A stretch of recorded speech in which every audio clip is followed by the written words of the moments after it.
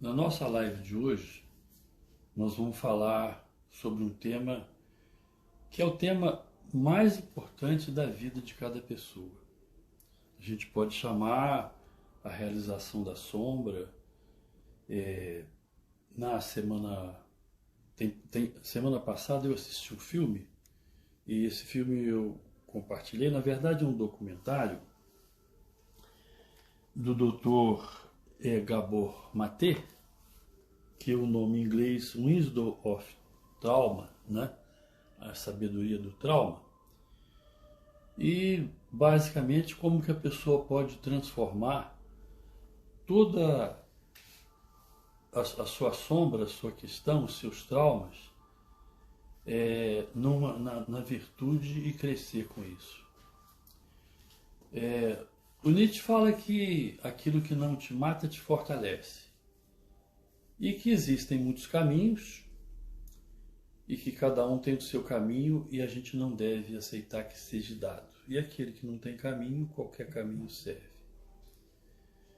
A base da psicoterapia, há 24 anos eu trabalho em Brasília com a psicoterapia, antes no Rio, depois em Minas Gerais, e os temas que tem trazido e tem trabalhado é exatamente uma forma de transformar essa sombra em luz.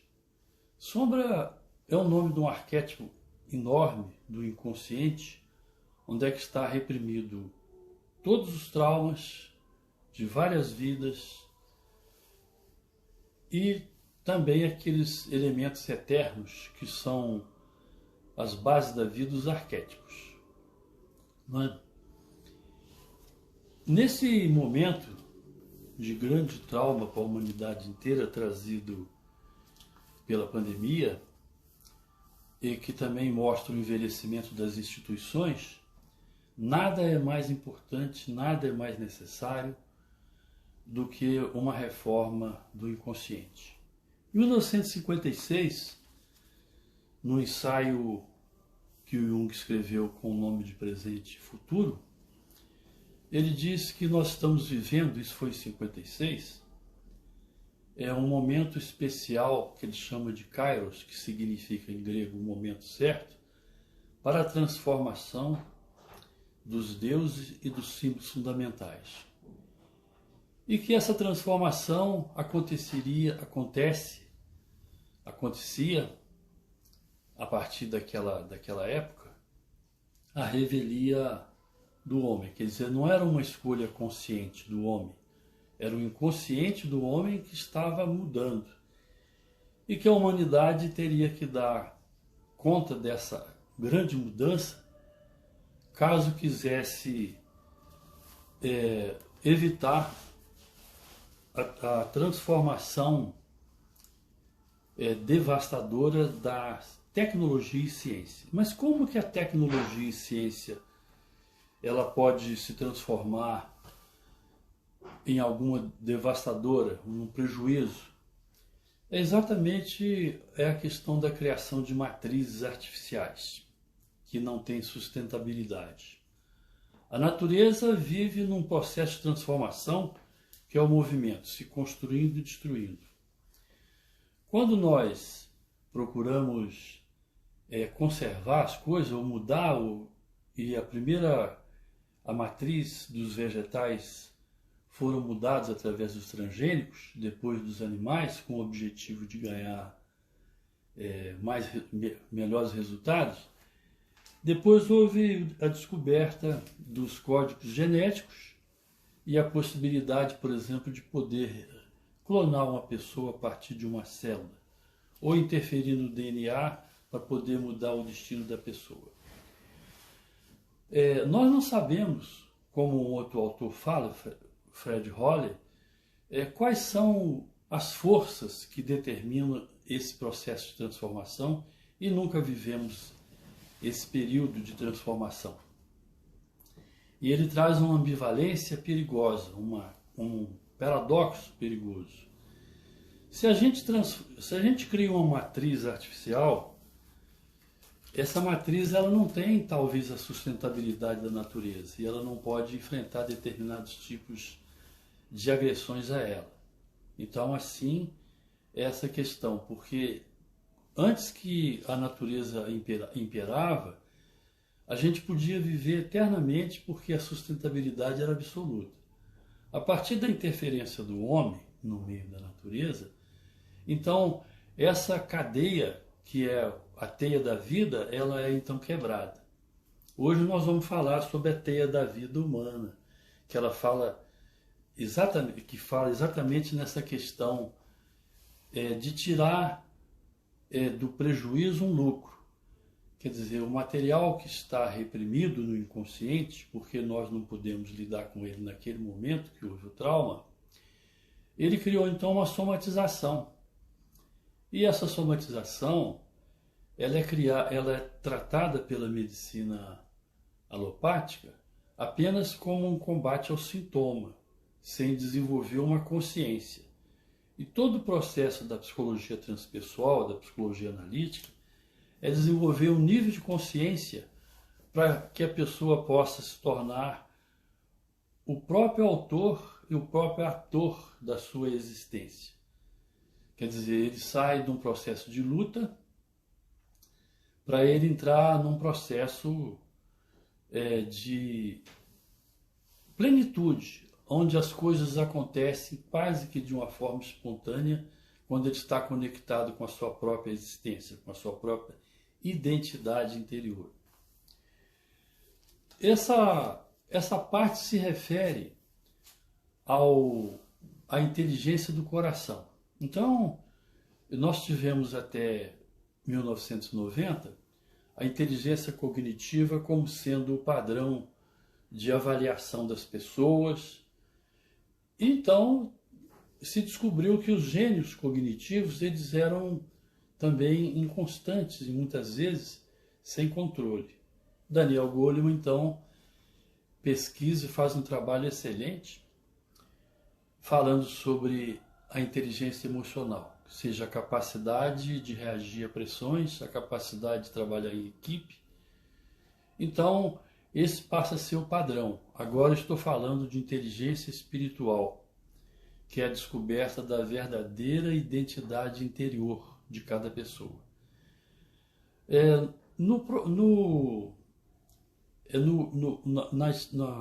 Nos ensinamentos de Jung, com relação à estrutura psicológica, essa identidade interior que é chamada da criança divina, ou seja, o self, aquele que não tem genealogia, não tem princípio, não tem fim.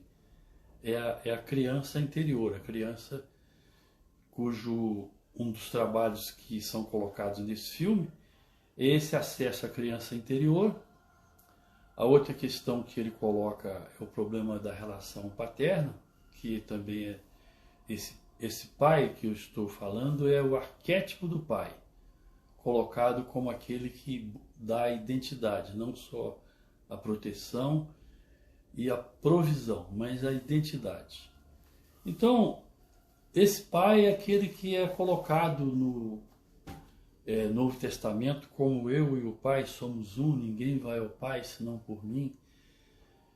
Na ressurreição de Lázaro, eu glorifico meu Pai como ele me glorifica e ele que faz essas coisas. Esse processo ele é hoje estudado, uma questão de inteligência. Quando foi descoberto que o coração tem por volta de 40 mil neurônios. Neurônios são células elétricas da cognição, do pensamento, do raciocínio.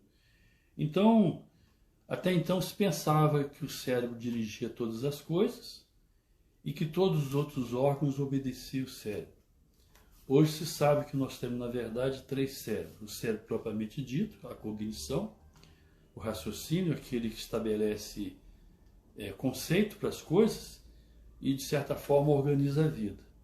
O cérebro do coração, que tem a magia a faculdade de não julgar, de não criar conceitos e juntar duas energias contraditórias e criar uma união entre elas. Isso é a questão da coneúncio, a questão da alquimia, não é? E até dentro da fisiologia, que eu disse a descoberta desses... Bom, antes que eu me esqueça, o terceiro cérebro, que é o cérebro do intestino, através de um livro interessante do Dr. Elion Polvo, que ele fala o cérebro desconhecido, que é o intestino. Então, todo esse movimento que existe com a questão da alimentação se deve exatamente, os nutrólogos, se deve exatamente esse conhecimento que vem para conhecer todo o processo químico e a questão de buscar uma alimentação saudável, natural. Quanto à inteligência do coração, foi publicado esse livro, A Solução Hertz-Metz, e está esgotado, a gente encontra só em inglês, que vai falar exatamente, descubra o potencial do seu coração com a simples e comprovada técnica. Então, o americano ele tem essa questão de tentar metodizar tudo, por isso ele acha que isso é metodizado. E dá resultado porque eles investem muito, né? Então, nesse documentário do Dr. Maté, ele apresenta muitos casos de várias formas e como que, voltando à origem do problema, a pessoa consegue entender e formar uma outra consciência. Eu queria falar agora de alguma coisa mais profunda que acontece no consultório com algumas pessoas, mas isso é uma coisa individual, não sou eu que crio e ninguém pode criar, que é um processo de cada um quando eles trabalham com a imaginação ativa. A imaginação ativa é um método criado por Jung há mais de 100 anos, onde ele faz pergunta a si mesmo e ele mesmo responde. A dificuldade desse método é a interferência da razão, do ego, da personalidade, que ele acaba julgando e atrapalhando interno. Então, ele fala que nós devemos conversar com a gente mesmo e dando uma voz ao interlocutor invisível, que são as nossas partes internas. Tanto os complexos, que são partes nossas que estão reprimidas, como os arquétipos, que são a parte da realização, né? Então nós temos, entre os principais arquétipos, a criança interior, o arquétipo da contrassexualidade, que seria no corpo, no homem, ânima, no corpo da mulher, ânimos, que é a parte masculina, e a parte da mulher e a parte feminina no inconsciente do homem. A grande mãe, que é aquela que torna tudo possível, né? E o grande pai, aquele que dá identidade, que ele vem então desdobrando. Todos nós temos uma quantidade enorme de material reprimido, que é muito maior do que a nossa existência, do que a nossa capacidade de personalidade de interagir com o mundo. A gente só consegue recuperar essa energia reprimida, que é uma parte nossa mesmo, se a gente entrar em contato com ela.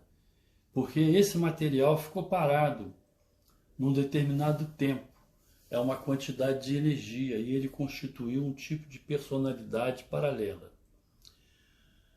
Quando essa personalidade ela consegue dominar, quando essa entidade interna consegue dominar a nossa personalidade que controla a vida, então nós temos os casos mais sérios da psicose, da esquizofrenia, mas todos nós temos partes reprimidas que são a neurose.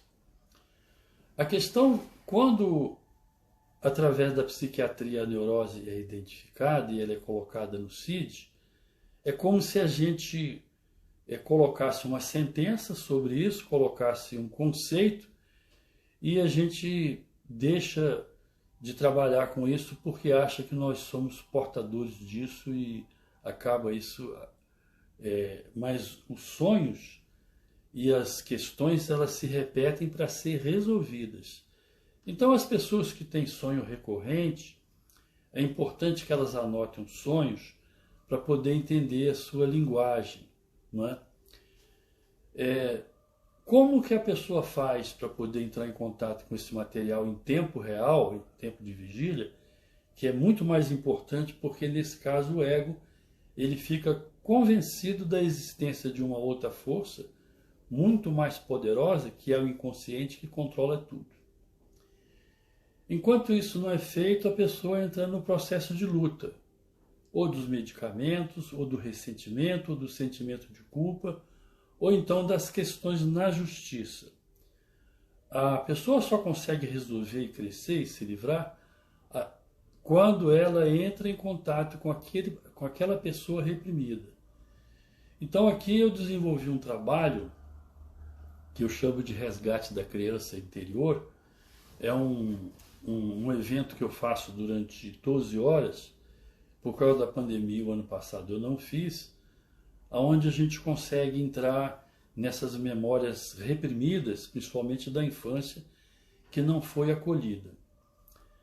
A forma de acolher esse material reprimido é com a maior gentileza. Então, existem vários textos sobre isso. Tem um texto importante. Esse livro está esgotado, Ao Encontro da Sombra. É, na realidade, um livro que é uma organização dessas duas pessoas, desses dois autores da organização, e é composto pelo menos de uns 15 autores que escreveram sobre essa questão desse tema, Ao Encontro da Sombra. Antes de começar a live, eu estive pesquisando a estante virtual, e esse livro pode ser encontrado lá, ele é originalmente de capa vermelha, por R$ 62,00, embora tenha alguns sebos que pedem R$ 300,00 nele, né? Aqui ele vai estudar a questão toda da sombra, a sombra individual e a sombra coletiva, são coisas diferentes, e a forma de entrar em contato com esse material que é colocado nesse documentário que eu falei, como eu estava dizendo, é da forma mais leve possível. Eu disse antes num outro vídeo que a culpa é destrutiva e a gente tem que se livrar dela, porque nós somos seres em processo de evolução. Não podemos esquecer que nós somos, na verdade, seres espirituais passando por uma experiência humana e não seres humanos buscando um conhecimento espiritual. O espiritual, a nossa identidade interna, a criança interior, ela já está pronta e acabada. Ela não evolui nem evolui. Nós é que vamos tomando consciência disso. Isso tira o poder dos outros sobre nós, seja de ídolos ou seja de idolatrias, ou seja de instituições quaisquer que sejam elas. Tem ainda no Google e também tem no YouTube, em forma no YouTube está em forma de gravada, sonora, os textos que não faz parte da parte científica, mas tem muito material que vem dessa outra parte que ainda a ciência não conseguiu absorver. E esses textos eles trazem informações profundas a respeito dessa realidade espiritual que eu estou falando, sem, no entanto, criar um projeto de poder sobre ninguém. São os textos do Gesho, que são passados em quase todos os idiomas, e nesses textos eles mostram o que foi que de fato aconteceu e como trabalhar. Eu queria compartilhar apenas uma parte de um desses textos, que eu acho que ele abrange de forma profunda essa questão de como trabalhar esse material reprimido que se transforma no impedimento do encontro da nossa verdadeira identidade. Então ele diz aqui num texto que chama, um texto original chama Liberando o Esforço da Sua Vida, né? Esse material é publicado desde 2002 até hoje. Ele sai constantemente. E esse aqui foi publicado em 2007, exatamente em Tilburg, na Holanda. e traduzido por uma pessoa de São Paulo, que é a dona Vera Correia e o seu Pedro Correia, que traduz esse material aqui para nós em português, mas tem tradução em todos os idiomas. Eu acho que essa forma que está colocada aqui está perfeito do que eu estou querendo transmitir. E é lógico que as pessoas que fazem esse trabalho, eu vou ainda explicar com mais detalhes sobre a questão do mundo interior, e eu mesmo me beneficiei profundamente disso que eu estou falando aqui. Então, a gente volta para dentro de nós, entra em contato com o inconsciente, entra em contato com o mundo das artes, tem muito material importante colocado. A respeito disso que eu estou dizendo, o mundo interior, ele pode ser comparado com aquela questão que passa no filme Avatar, onde um fuzileiro paraplégico, pela tecnologia é tirado um mapa mental da sua cognição, da sua parte, da sua sinapse, e é feito então, é produzido um corpo daqueles seres para onde eles foram para poder captar, para poder tirar o nióbio que eles precisavam, naquele planeta que eram os navios. Quando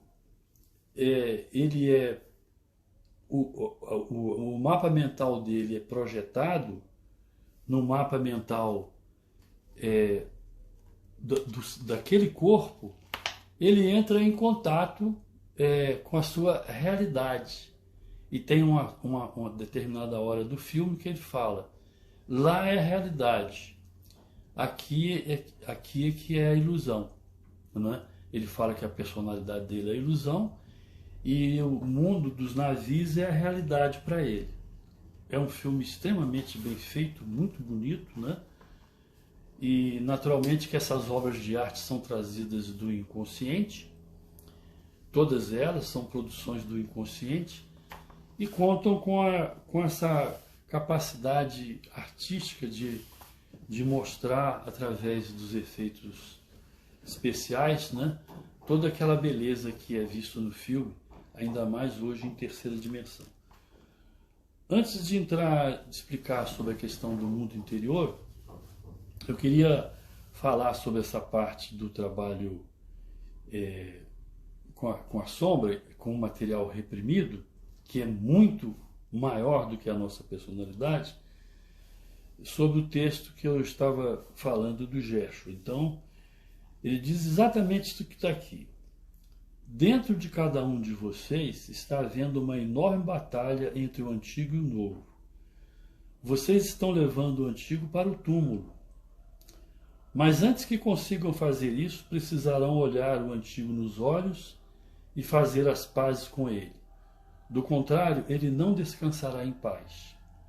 Então, vocês precisam aceitar a escuridão que existe em si mesmo e no mundo, antes de poderem se elevar sobre ela e serem livres.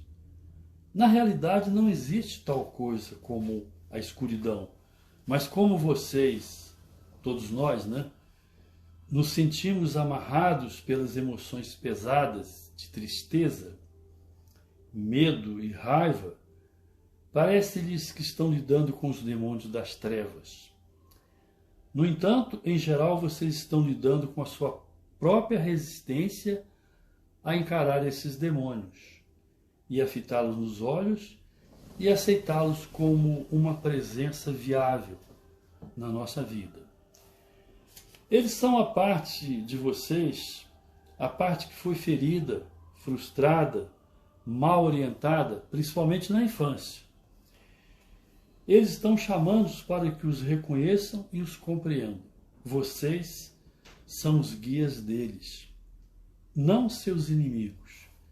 Enquanto resistirem a eles, eles continuarão batendo cada vez mais forte na sua porta. Só quando os abraçarem com amorosa compaixão é que eles poderão encontrar a paz e poderão colocá-los para descansar.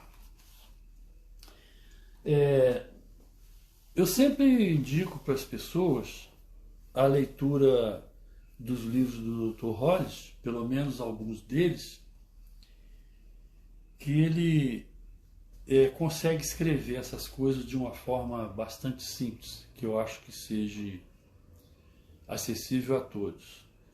Dentre os livros que ele escreveu, que eu penso que constrói um caminho para qualquer pessoa, a gente tem A Passagem do Meio, né? O Projeto Éden, que está esgotado, essa jornada que chamamos de vida, Sob a Sombra de Saturno, que que fala sobre a parte do masculino, principalmente, que é uma coisa que faz muita falta na nossa vida hoje, e Os Pantanais da Alma. Eu tive a oportunidade de conhecer o Dr. Hollis, ele hoje está com 87 anos, mora nos Estados Unidos, mas todo esse conhecimento vem das relações deles com o Jung, na época onde que foi desenvolvido um conhecimento enorme, durante 50 anos, onde foi estudado todas essas questões profundas do humanismo, que hoje sai em forma desses livros. E nesse encontro ele lançou um outro livro que ele vai falar exatamente sobre essas questões que eu estou falando, do material reprimido. Esse livro que ele chama de Assombrações, dissipando os fantasmas que dirigem as nossas vidas. Então, essas histórias de fantasma, essas histórias todas que se passam, muitas vezes até em comédia, muitas vezes de uma forma estranha que a gente não consegue, é exatamente as deformações que a pessoa encontra quando ela não consegue entrar em contato com a sua verdadeira realidade. Quero falar para vocês agora sobre a experiência da entrada no mundo interior. O mundo interior que a gente se refere e que algumas pessoas conseguem fazer aqui no consultório, as pessoas que por acaso nesse instante estiverem me ouvindo, ou vão ver se depois elas sabem disso, é uma conquista individual. Não tem ninguém que possa fazer com que a pessoa consiga fazer esse trabalho. Esse mundo esse mundo interior é um mundo todo conectado. É um mundo onde é que as coisas todas vivem numa profunda harmonia. Tudo que existe.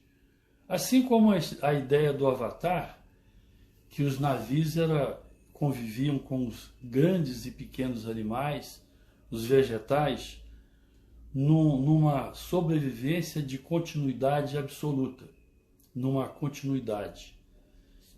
Então, assim, por exemplo, quando a maioria das pessoas que vão para esse mundo interior, eles entram em contato com uma floresta. E eu tive, então, pesquisando por quê, e refletindo por que seria a floresta. Porque a floresta é um ambiente, é um bioma completamente sustentável, que não acaba nunca. Sabe por quê? Porque ele está em movimento. Ele está em movimento porque animais devoram animais, folhas caem, apodrecem, sementes explodem e se transformam em plantas, e assim a floresta continua para sempre, todo o seu bioma. A nossa vida era para acontecer a mesma coisa se a gente tivesse um processo de consciência.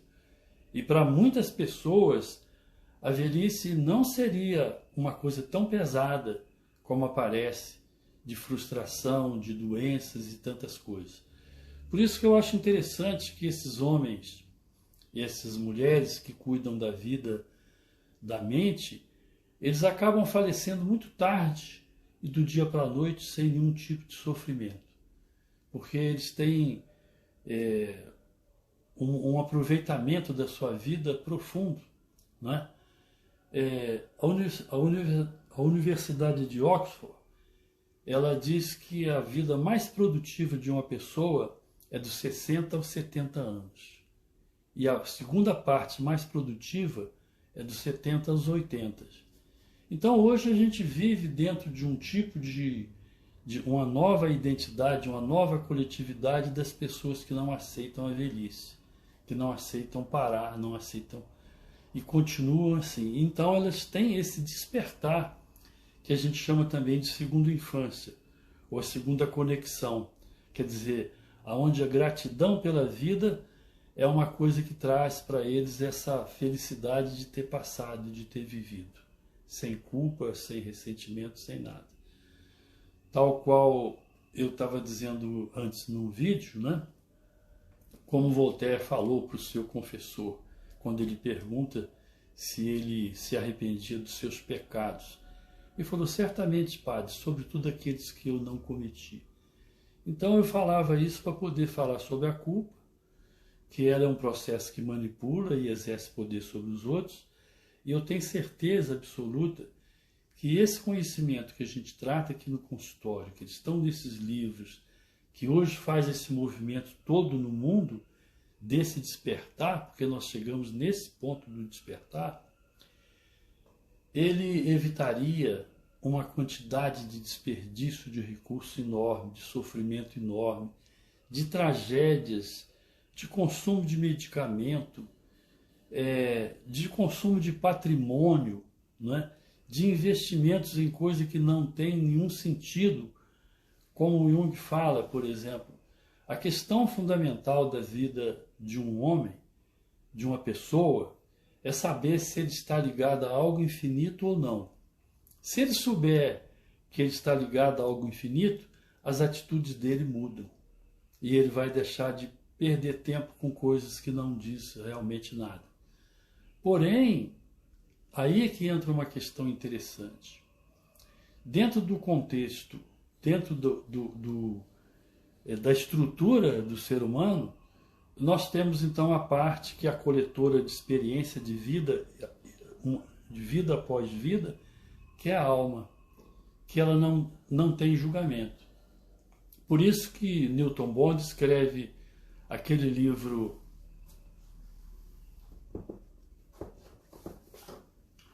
A Alma Imoral.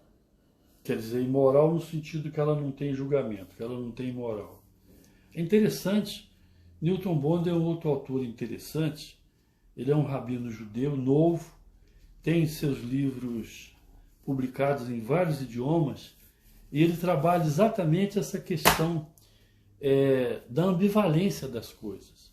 Então, nesse sentido, se a gente não tem que viver a sombra através da luta com ela, porque ela é a gente mesmo, se tem uma quantidade enorme de material reprimido, esse material somos nós mesmos, então esse material reprimido passa a ser um capital a ser investido, não é?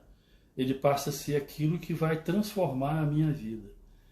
Então, aqueles que entram em contato, que todos nós que desenvolvemos um tipo de personalidade provisória, como diz no livro A Passagem do Meio, o Dr. Hollis fala sobre isso, ou seja, o personagem, que é uma questão que a gente tem que, principalmente depois dos 40 anos, a gente tem que ajustar aquele programa que a gente lutou com ele, que a gente utilizou, mas ele não é nosso, ele é um programa que a sociedade, a partir da família, colocou na gente. Então, ao manter esse programa, nós temos uma vida parcial, a gente não consegue elaborar a nossa identidade, não é? Então, qual que seria, de fato, o objetivo da vida?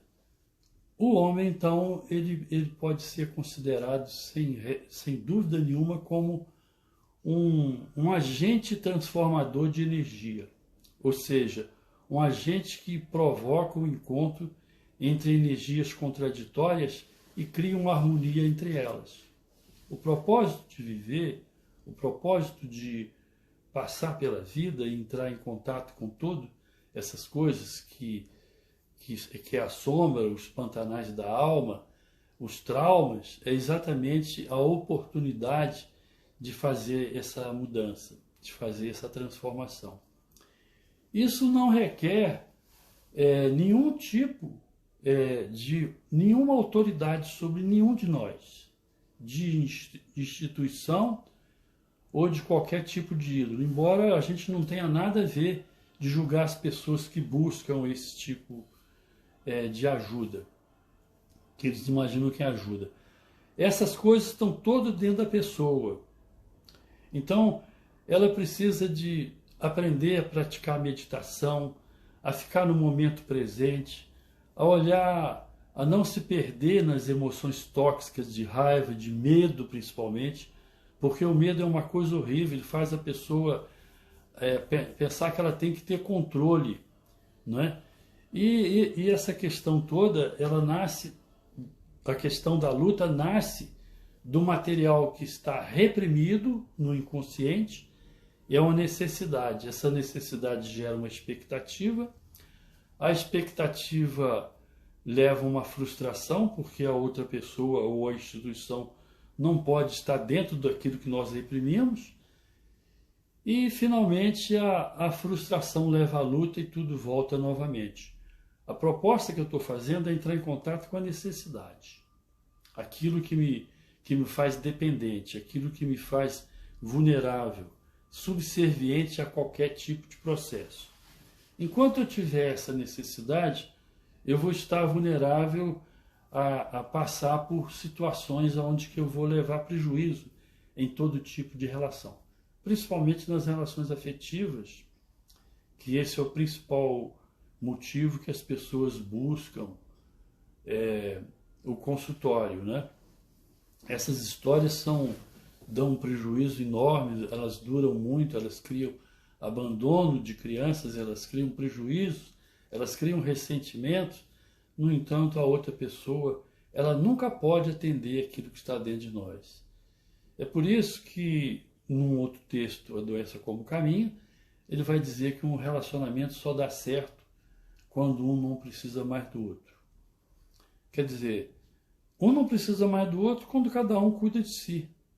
Só pode ser isso. Então, se cada um cuida de si, a pessoa pode receber as projeções do outro na alma, ao invés de receber no ego, não é? O ego, o cérebro dele é o cérebro cognitivo. A alma, o cérebro dela é o coração, não é? Então, como que eu vou receber na alma a projeção? Seja na família, seja na sociedade ou na relação profissional. Eu recebo a relação na alma quando eu não julgo. Eu apenas recebo o que a pessoa projeta até ela ficar vazia de projeção. É como, por exemplo, num jogo de skate, ou melhor, aquele jogo que a pessoa joga a bola de tênis na parede, como é que chama lá? Então, se não tiver a parede, não tem jogo. Na quinta bola que ele jogar, ele vai desistir porque não tem mais bola. Então a pessoa vai projetando, até que quando ela não tem a resposta, ela não tem a polêmica, ela não tem o embate, porque o outro está recebendo na alma, aí então ela fica vazia de projeção. E aí ela pode perceber o que de fato acontece na confusão que ela naquele instante ela está fazendo.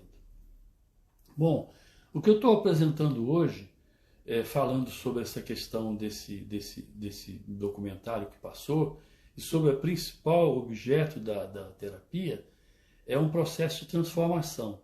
Então, quando o sonho se repete, quando muitas histórias na nossa vida se repetem, é porque a gente está querendo nos tornar quem de fato nós somos.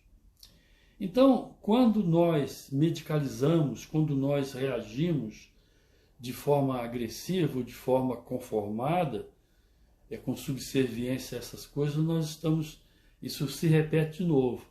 É por isso que os sonhos recorrentes eles têm, porque a alma ela repete infinitamente uma coisa para poder encontrar uma forma de transformar aquilo. Porém, o ego ele cria um conceito, e o conceito está colocado, por exemplo, no CID, no Código Internacional de Doença, tem um tipo de material, um procedimento, um diagnóstico e um prognóstico, ao ponto assim que, por exemplo, os autores do livro A Doença como Caminho, ou Doença como Linguagem da Alma, vai dizer que a única ciência que acredita que uma coisa acaba é a medicina. A física e a química sabem que elas transformam, que elas mudam de expressão, mudam de conteúdo, mas elas não terminam. Então, nós só podemos continuar nos transformando, e a transformação vem através de um poder extraordinário, que é o poder da consciência. Só que a consciência ela tem dois lados. Tem um lado lógico da consciência institucional, da consciência coletiva, da consciência cognitiva, o conceito que nós fazemos das coisas para poder sobreviver nos nossos papéis que nós desempenhamos na sociedade. E a consciência interior, que é a autoconsciência. Então, autoconhecimento se refere unicamente ao conhecimento de si mesmo, ao conhecimento do inconsciente. Como fazer? Como eu tenho dito. Pegar um caderno e anotar os sonhos, né? Ainda que seja um pedaço de sonho. A pessoa que não sabe, que não consegue sonhar, que diz que não lembra dos seus sonhos, antes de dormir pede para lembrar do sonho e anota qualquer sonho. Anota qualquer fragmento para poder existir. Agora, o trabalho de imaginação ativa, ele modifica os sonhos e é modificado pelos sonhos. Quer dizer, é um processo constante, porque enquanto a pessoa está no estado de vigília, ele percebe que existem mensagens que vêm do seu inconsciente, se ele não julgar. Quanto mais ele faz esse trabalho, mais o inconsciente abre esse portal é aberto, essa relação é aberta. Incrível que o inconsciente é uma estrutura concebida cientificamente em 1900, há 121 anos.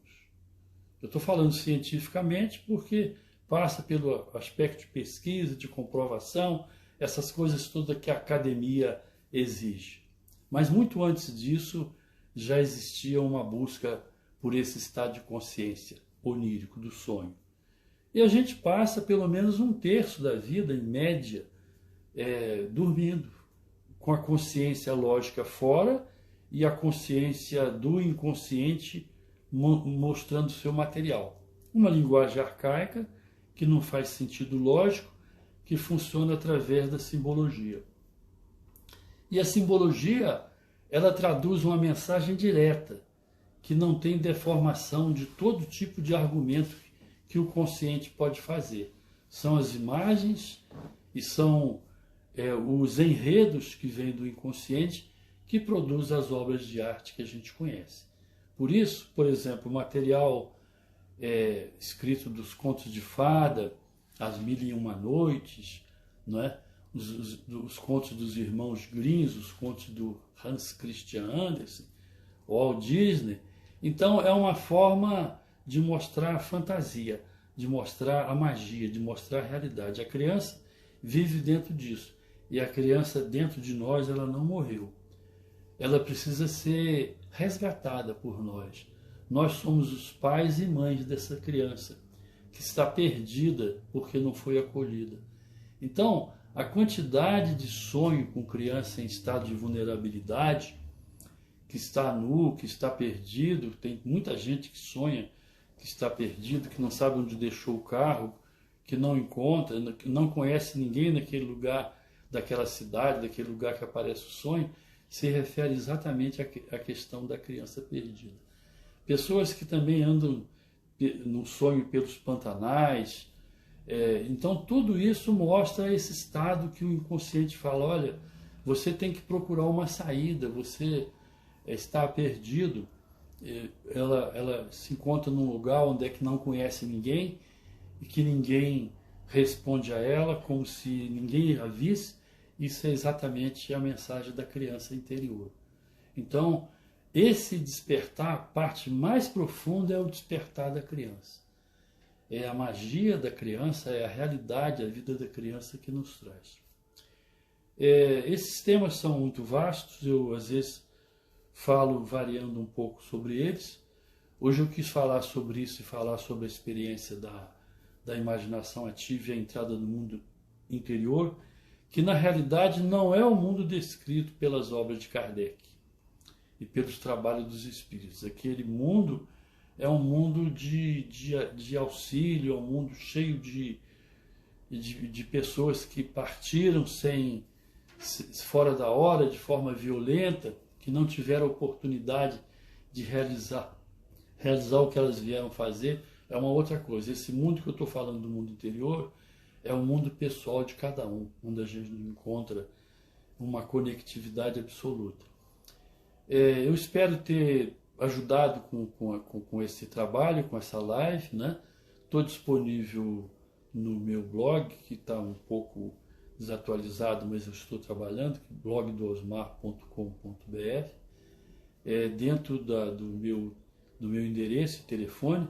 E eu peço a você que, se achou importante, que possa compartilhar esse material com outras pessoas nas suas redes sociais. Sou muito grato.